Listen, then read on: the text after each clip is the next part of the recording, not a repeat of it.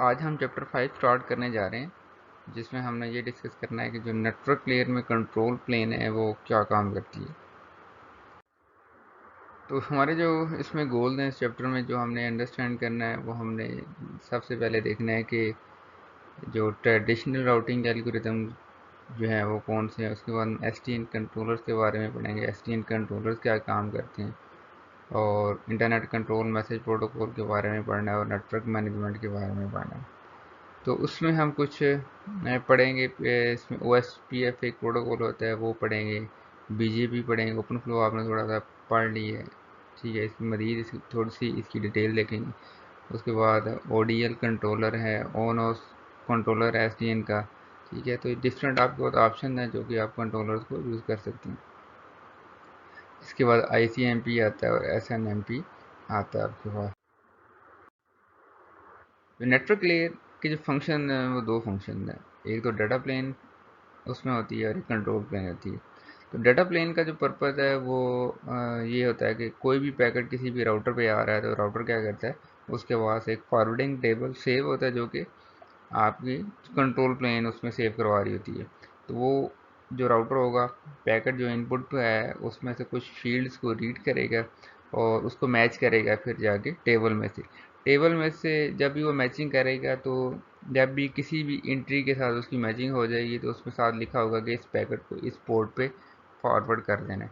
तो वो राउटर क्या करेगा, उसको उस पोर्ट पे फॉरवर्ड करवा देगा। अब जो ये तो सारा काम होगा डाटा प्लेन का। अब जो कंट्रोल प्लेन है वो क्या करती है, कंट्रोल प्लेन का ये सारा काम है कि उसने ये फाइंड आउट करना है किस तरह अगर एक पैकेट मेरे पास आता है और वो किसी एक स्पेसिफिक डेस्टिनेशन आईपी एड्रेस पे जाना चाहता है, तो राउटिंग प्लेन ने वो फिगर आउट करना होता है कि मैं उसको वो जो डेस्टिनेशन है वो कहाँ पे है, मेरे पास कुछ पैकेट्स आ रहे हैं उसमें किस इंटरफेस पे अपने सेंड करूँ तो वो पैकेट अपनी डेस्टिनेशन पे पहुंच जाएगा।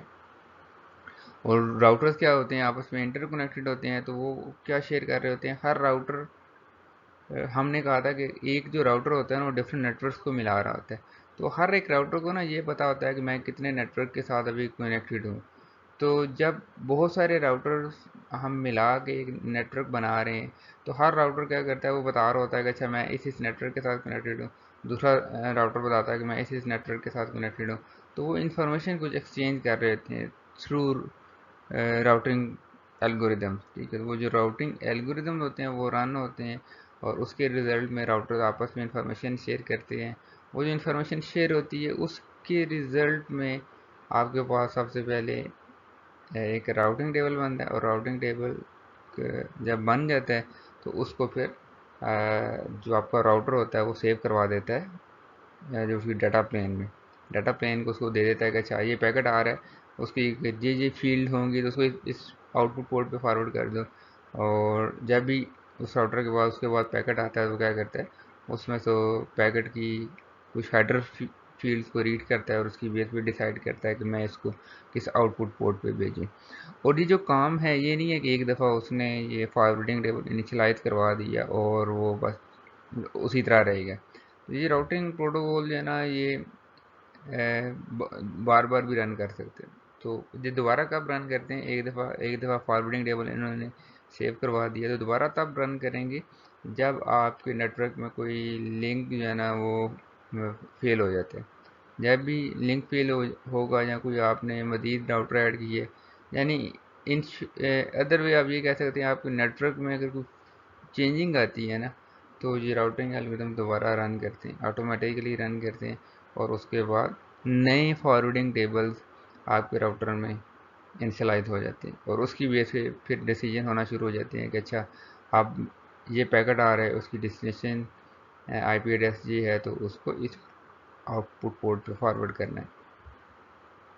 तो हमारे पास दो तरीके हैं नेटवर्क कंट्रोल प्लेन को डिज़ाइन करने के। जो अभी तक होता आ रहा है उसको जो जिसको हम ट्रेडिशनल वे कह रहे हैं, उसमें हम जो इम्प्लीमेंटेशन करते हैं कंट्रोल प्लेन की वो पर राउटर करते हैं, यानी हर राउटर पे कंट्रोल प्लेन रन हो रही होती है। जबकि जो सॉफ्टवेयर डिफाइंड नेटवर्किंग है उसमें लॉजिकली सेंट्रलाइज कंट्रोल प्लेन होती है। उसमें जो कंट्रोल प्लेन की एल्गोरिदम्स हैं जिनको हम राउटिंग एल्गोरिदम्स कह रहे हैं वो हर एक राउटर पे रन नहीं कर रहे होंगे, सिर्फ वो एक ही जगह पे रन कर रहे होंगे। और वो जो जब डिसीजन हो जाएगा तो वो जो जिसको एसटीएन कंट्रोलर कह रहे हैं, जिस पे वो एल्गोरिदम्स रन हो रहे होंगे, वो फिर क्या करेगा, वो कंट्रोलर हर एक राउटर को बता देगा कि तुम्हारा ये फॉरवर्डिंग टेबल है और ये तुम्हारा ये फॉरवर्डिंग टेबल है। तो उसके बाद जो भी पैकेट्स आएंगे उस राउटर के बाद, तो वो राउटर क्या करेगा, उस फॉरवर्डिंग टेबल को देखेगा और उसकी बेस पे अपने पैकेट्स को सेंड करता रहेगा। तो ये पर राउटर कंट्रोल प्लेन की एग्जांपल है कि उसमें जितने भी आपके पास राउटर होंगे, हर एक राउटर में एक कंट्रोल प्लेन रन हो रही होगी, एक एल्गोरिदम रन हो रहा होगा, और वो एल्गोरिदम्स क्या करेंगे, वो आपस में इंटरेक्ट कर रहे होंगे, आपस में कोई मैसेज एक्सचेंज कर रहे होंगे, और उसके रिजल्ट में वो फिर फॉरवर्डिंग टेबल क्रिएट करके उस राउटर में सेव करवा रहे होंगे।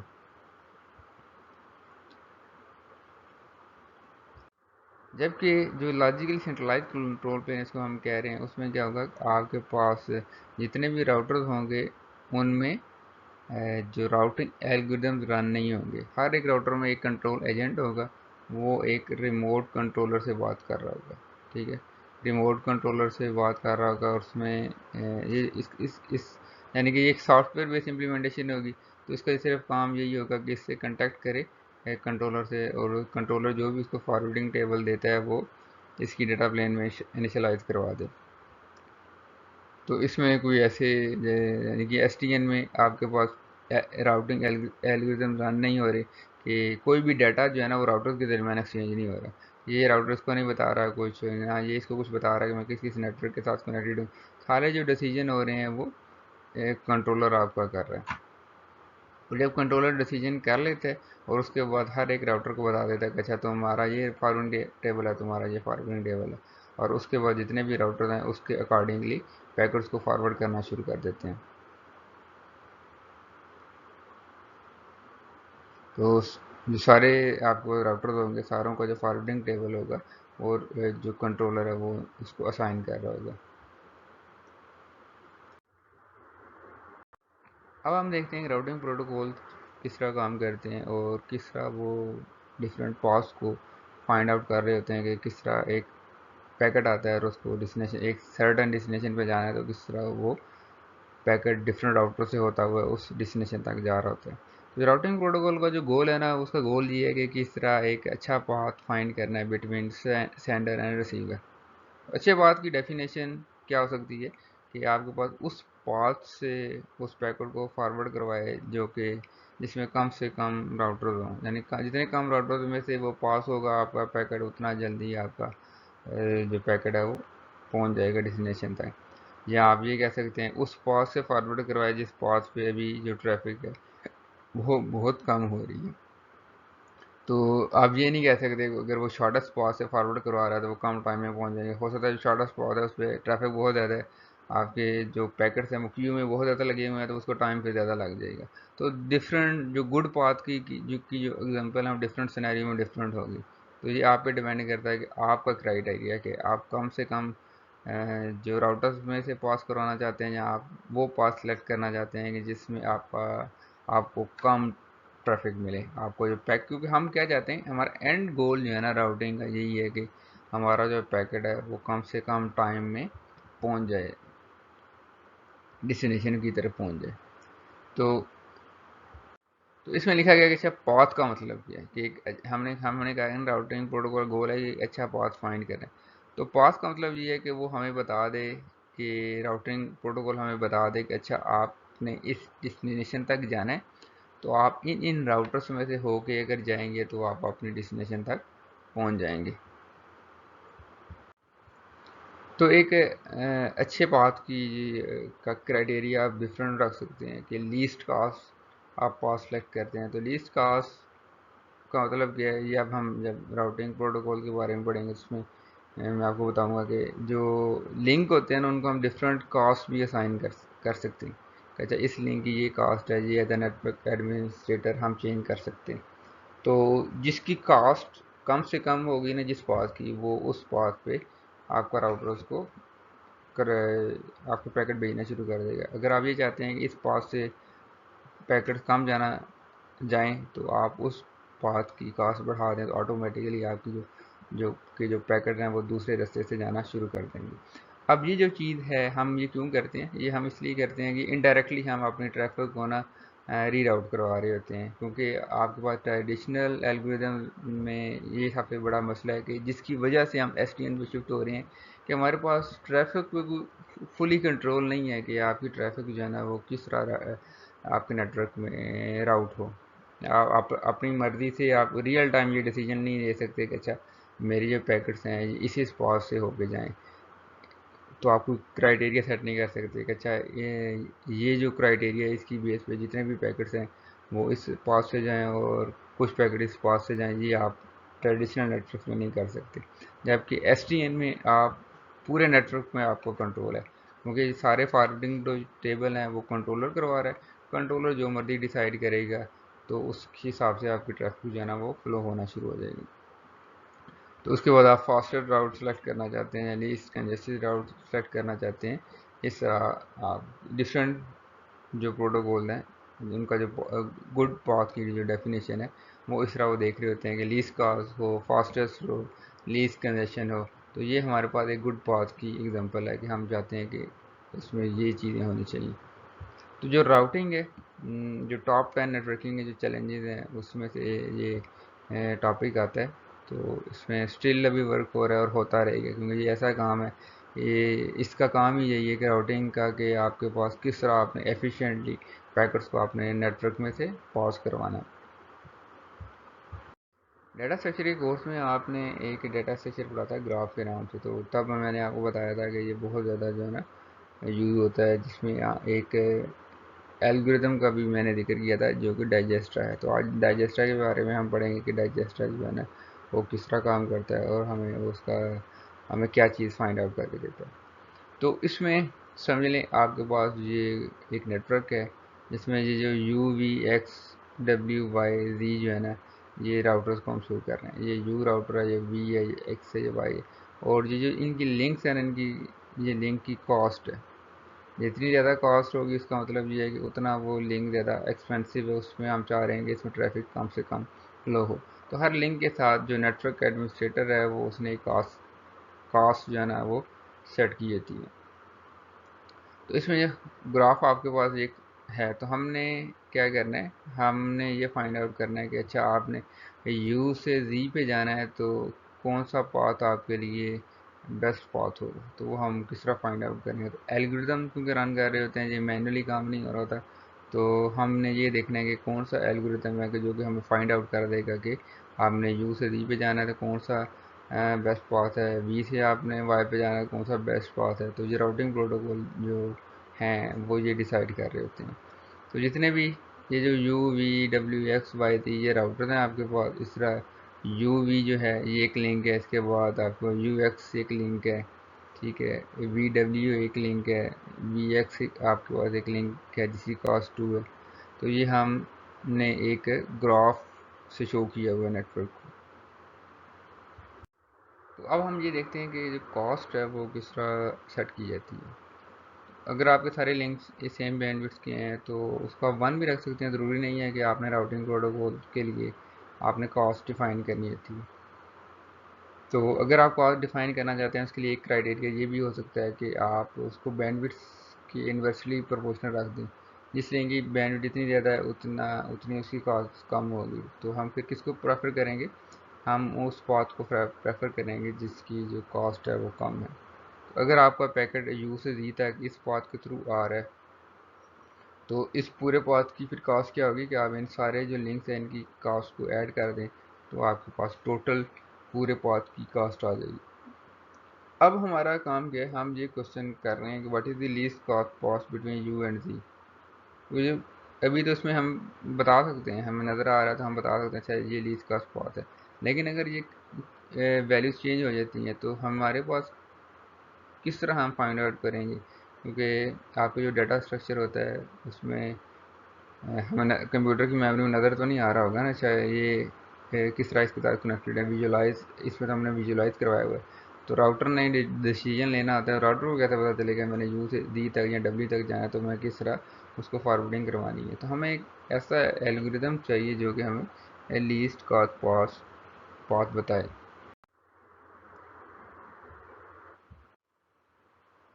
हमारे पास जो राउटिंग एल्गोरिदम की जो क्लासिफिकेशन है ना, हम उसको दो तरह से करते हैं। यहाँ हम इसको ये देखते हैं कि अच्छा हमारा पास जो राउटिंग एल्गोरिदम है वो ग्लोबल या उसके बाद इंफॉर्मेशन है या डिसेंट्रलाइज इंफॉर्मेशन। ग्लोबल इंफॉर्मेशन होने का मतलब ये है कि जितने भी आपके पास राउटर्स हैं उसको, उन सारे राउटर्स को कंप्लीट नेटवर्क की टोपोलॉजी का पता है। टोपोलॉजी का मतलब होने का मतलब ये है कि आपके नेटवर्क में जितने भी राउटर्स लगे हुए हैं, कौन सा राउटर किसके साथ अटैच्ड है, वो सारी इंफॉर्मेशन हर एक राउटर को पता होती है। और जो लिंक की कॉस्ट होती है वो भी सारी हर एक राउटर्स को पता होती है। तो ऐसे अगर आपके पास राउटर हैं जिसमें उन सारों के पास ग्लोबल इंफॉर्मेशन है, तो उसके लिए फिर आप लिंक स्टेट एल्गोरिदम यूज़ कर सकते हैं। उसके बाद एक दूसरी कैटेगरी है डिसेंट्रलाइज्ड। अगर आपके पास जो राउटर्स हैं वो सिर्फ यही जानते हैं कि जितने भी उनके फिजिकली कनेक्टेड राउटर्स हैं उन्हीं का उनको पता है, और अपनी जो नेबर्स के साथ उनकी जो कॉस्ट है उसका पता है, तो उस केस में आप लिंक स्टेट एल्गोरिदम रन नहीं कर सकते। आप उस केस में फिर डिस्टेंस वेक्टर एल्गोरिदम्स को रन करेंगे। तो इसकी हम मज़ीद डिटेल पढ़ेंगे। अच्छा, लिंक स्टेट एल्गोरिदम किस तरह काम करते हैं, डिस्टेंस वेक्टर एल्गोरिदम कैसे काम करते हैं। उसके बाद कुछ आपके पास स्टैटिक होते हैं एल्गोरिदम, कुछ डायनामिक होते हैं। तो स्टैटिक में क्या होगा, आपके तब आप राउटिंग एल्गोरिदम स्टैटिक वाला चूज़ करेंगे जब आपके जो राउट्स हैं वो बड़ी स्लोली चेंज हो रहे हैं। अगर आपके नेटवर्क में बड़ी तेज़ी से चेंजिंग हो रही हैं या आप एक्सपेक्ट कर रहे होंगी, तो आप फिर डायनामिक एक राउटिंग एल्गोरिदम को चूज़ करेंगे।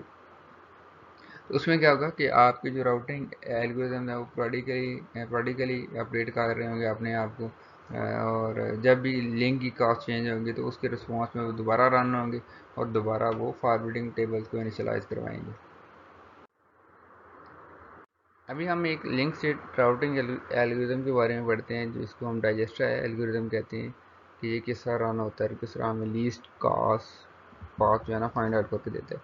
तो डाइजेस्टर एल्गोरिदम में क्या होता है, आपके पास जितने भी नेटवर्क में नोड होते हैं, तो इसमें जो एक नोड का मतलब ये है कि एक राउटर है, तो हम राउटर्स को नोड्स कह रहे हैं। तो इसमें लिखा गया कि नेटवर्क टिपोलॉजी जो है ना, वो जितने भी आपके पास नेटवर्क में नोड होंगे उनको पता होगी। वो किस तरह पता होगी, सारे जो राउटर हैं वो लिंक स्टेट इन्फॉर्मेशन को ब्रॉडकास्ट कर रहे होंगे। तो लिंक स्टेट इन्फॉर्मेशन में क्या क्या इन्फॉर्मेशन होगी, हर एक राउटर को पता होगा, हर एक राउटर को ये तो पता होगा ना मैं किस किस राउटर के साथ कनेक्टेड हूँ।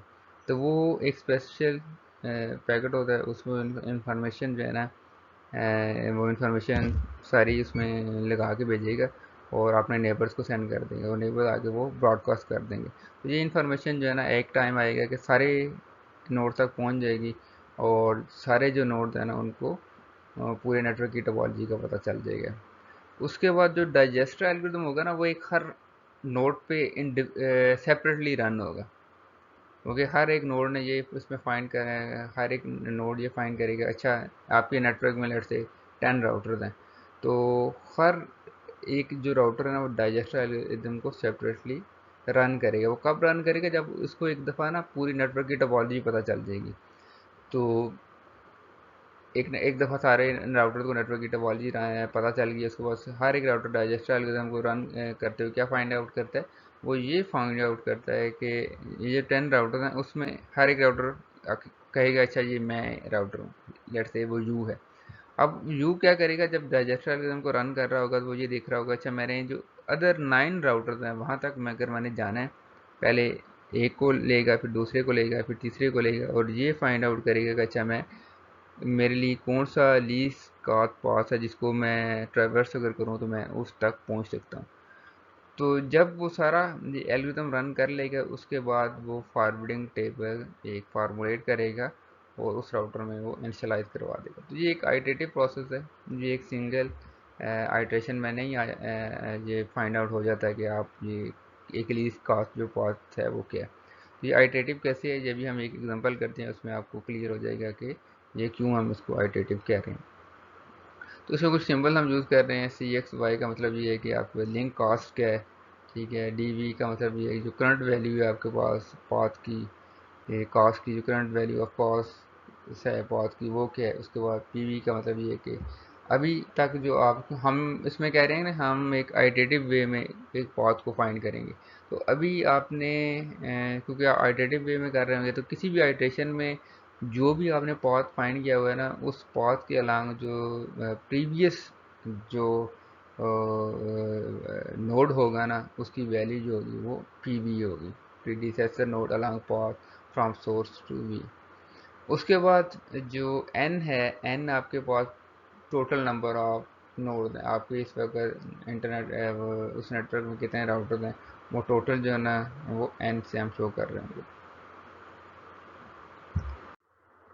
तो वही हम डाइजेस्टर एल्गोरिथम को देखते हैं किस तरह रन करता है। ये आपके सामने एक नेटवर्क है जिसमें U X W V Y and D ये राउटर्स को हम शो कर रहे हैं, और यू एक्स के दरमियान जो कॉस्ट है वो 5 है। इस तरह बाकी लिंक्स की कॉस्ट ये शो की गई है। हमारा टारगेट क्या है, हमने ये फाइंड आउट करना है कि किस तरह आपने लीस्ट कॉस्ट कॉस्ट फाइंड करना है। तो ये हम राउटर यू के लिए ये एल्गोरिथम रन करेंगे। तो मैंने आपको कहा था ना कि हर एक राउटर जब भी उसको पूरे नेटवर्क की कंप्लीट इन्फॉर्मेशन मिल जाएगी, तो हर एक राउटर ये एल्गोरिदम रन करके बाकी जितने भी राउटर्स हैं ना वहाँ तक लीस्ट का पाथ फाइंड कर रहा होगा।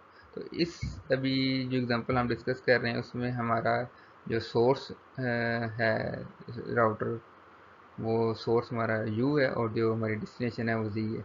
तो हमने इसके लिए फाइंड आउट करना है कि हमारे पास किस तरह एक लीस्ट का पाथ आएगा, कौन सा पाथ अगर आप ट्रेवर्स करें तो वो लीस्ट का पाथ होगा। तो उसमें सबसे पहला जो कॉलम होता है वो स्टेप होता है, या वो एट्रेशन होती हैं। उसके बाद आपको एन डैश क्या शो कर रहा होता है कि जो भी आपको पाथ अपडेट होता जाएगा ना वो इधर आता जाएगा। इसके बाद डी वी पी वी की वैल्यू इधर होगी। डी वी का मतलब ये है कि आपके पास कास्ट क्या है अभी तक जो आपको मिनिमम मिल रही है। पी वी का मतलब ये कि उस जो करंट आपका पास्ट है उस पर जो लास्ट नोड है वो कौन सा उसकी वैल्यू होगी।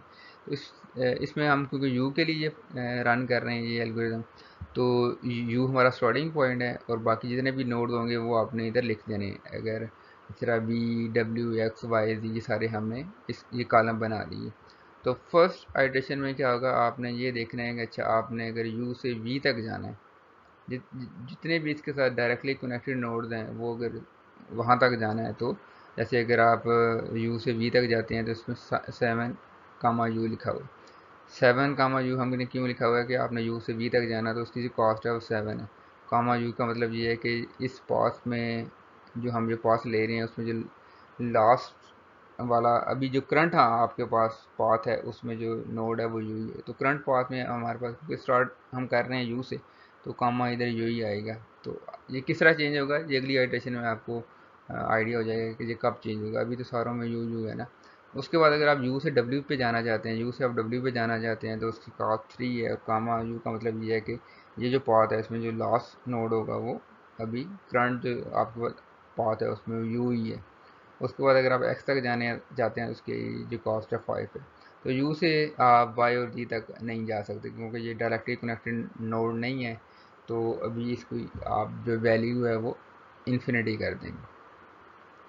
उसके बाद नेक्स्ट आइटेशन में क्या होता है, आप इस रो में देखते हैं कि जो लीस्ट कॉस्ट वाला पाथ होगा ना वो आप सेलेक्ट कर लेंगे। उसमें जो डब्ल्यू नोड की जो कॉस्ट है वो लीस्ट आ रही है, तो इसको आप सेलेक्ट कर लेंगे और आपका ये भी पाथ अपडेट हो चुका है और इसको आप इधर हाईलाइट कर देंगे। अच्छा ये जो पाथ है हमने फिक्स कर लिया कि यू से डब्ल्यू तक हमने जाना है, क्योंकि हम हमारा टारगेट क्या है, हमने जी तक जाना है। और हमने इस तरह जाना है कि हमें जो कॉस्ट हमारी बन रही है वो लीस्ट हो। उसके बाद दोबारा हमने क्या करना है, अब हमारा जो रेफरेंस है ना हमने डब्ल्यू से देखना है। डब्ल्यू से वी तक जाते हैं, डब्ल्यू से आपने एक्स तक जाना है, वाई तक जाना है, जी तक जाना है। और इधर एक बात याद रखें, जब आप एक नोड को सिलेक्ट कर लेंगे ना दोबारा आपने उसको कंसीडर नहीं करना। अब इसके लिए दोबारा आपने वैल्यूज़ को फाइंड आउट नहीं करना।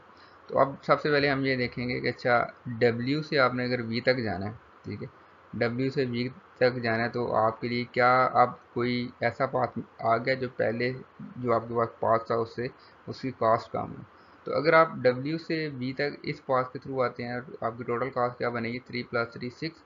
तो 6 कामा डब्ल्यू का मतलब ये है कि आपके पास जो प्रीवियसली नाउन आपका पाथ था यू डब्ल्यू, उसमें प्रीवियस नोड डब्ल्यू है और उसकी जो कॉस्ट है वो 6 है। अगर आप इस पाथ को फॉलो करते हैं तो पहले जो आपने पाथ कह रहे थे उससे आपके पास ये एक लीस्ट का पाथ आपने लिख दिया और अपडेट कर दिया, अपनी इंफॉर्मेशन को अपडेट कर दी। पहले आप कह रहे थे यहाँ से यहाँ तक आएंगे, लेकिन आपने एक और फिगर आउट कर लिए पास कि अगर आप इस पास से इस पास तक आते हैं वी तक तो आप कम कास्ट में पहुँच सकते हैं। उसके बाद आप अगर एक्स तक जाना चाहते हैं, अब आपका रेफरेंस क्या, डब्ल्यू से आपने देखना है, डब्ल्यू से आप एक्स तक जाना चाहते हैं, तो वो उसके लिए आपके पास कौन सी जो है ना बेस्ट कॉस्ट आएगी, ठीक है। तो लीस्ट कॉस्ट क्या आएगी, तो अगर आप डब्ल्यू से इस तरह आना चाहिए, पहले यू से डब्ल्यू पे जाते हैं और फिर डब्ल्यू से एक्स पे जाते हैं, तो वो जो कॉस्ट बन रही है वो 9 बन रही है। तो ये पहले से ज़्यादा है। अगर आपकी कॉस्ट पहले से ज़्यादा आ जाए ना, तो उसको आपने चेंज नहीं करना होता, तो आप उसको सेम रहने दें। उसके बाद आपने ये देखना है कि अच्छा, आपने अगर डब्ल्यू से जाना है वाई तक, तो कितनी कॉस्ट बन रही है, 3 + 8 11 बन रही है। तो पहले इन्फिनिटी थी, इन्फिनिटी से कम है, तो आप इसको लिख दें 11 कामा डब्ल्यू। तो ये टोटल 11 है। तो अगर जो करंट हमारा जो पाथ है उसमें जो लास्ट नोड है डब्ल्यू है, इसलिए हमने 11 कामा डब्ल्यू लिख दिया। उसके बाद हमने क्या किया, हमने इस रो में देखा है जो कम सबसे वैल्यू आ रही थी वो पहुंची थी, ठीक है। तो वो हमारे पास एक्स की वैल्यू आ रही थी, हमने एक्स को चूज़ कर लिया। अब हमारा जो पाथ है वो इस तरह अपडेट हो चुका है। तो ये हमने इसको रेड कर दिया है कि हमारा जो फाइनल पाथ होगा उसमें ये भी लिंक हो सकता है, ठीक है। उसके बाद हमने एक्स को रेफरेंस बनाते हुए बाकी जो नोड्स रह गए हैं वी वाई एंड डी तक, हमें देखना है क्या हमारे पास कोई ऐसा भी पाथ क्या आ गया जो कि पहले वाले पाथ से कम कॉस्ट हमें दे रहा हो।